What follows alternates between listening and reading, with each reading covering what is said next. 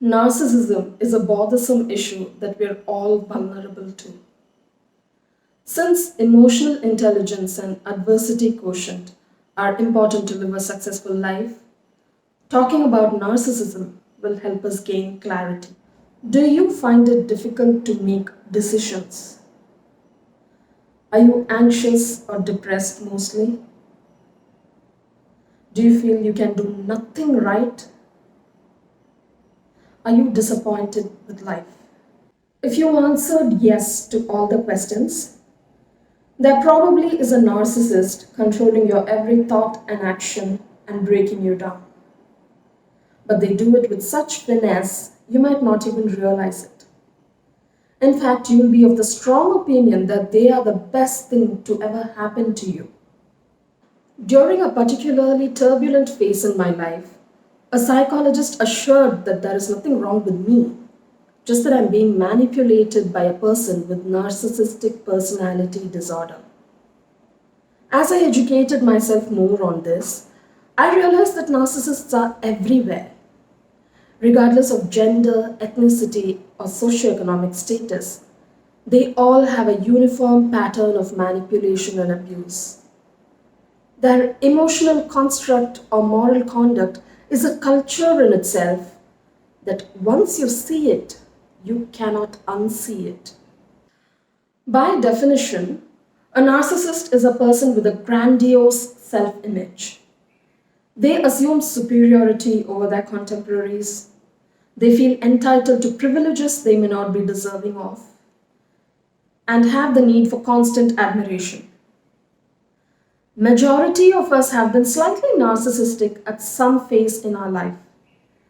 But the difference between us and a full-blown narcissist is that they belittle others around them in order to feel on top.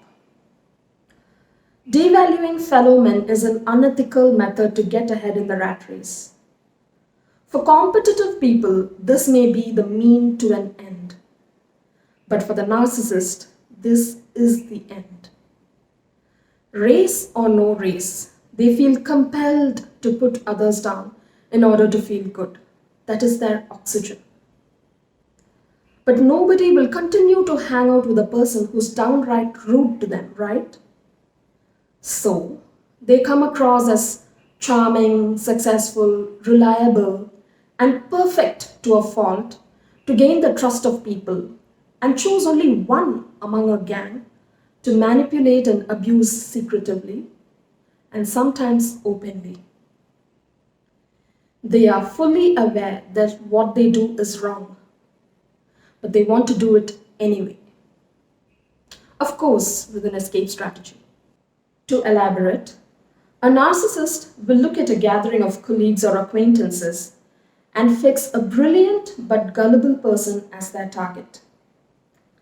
They know that nobody would approve of the toxicity they plan to hurl on them and may have to face consequences. So, as they impress and earn everyone's trust, they will also influence the crowd's opinion of their target to a negative effect. Both their victim and the crowd is oblivious to this. In the rare case where a smart victim tries to expose this farce, the crowd that is already programmed to support the narcissist will disregard the victim's claims and may even call him or her crazy. Most of the time, the abuse is sandwiched between sweet gestures that the victim swallows it in quiet confusion. Any further resistance is doused by gaslighting. We might have seen this in many movies, but it is very tough to identify it in real life. And when we do, we are already neck deep in trouble. When the abuser is a boss, teacher, client, or a friend, it is comparatively easier to get rid of them.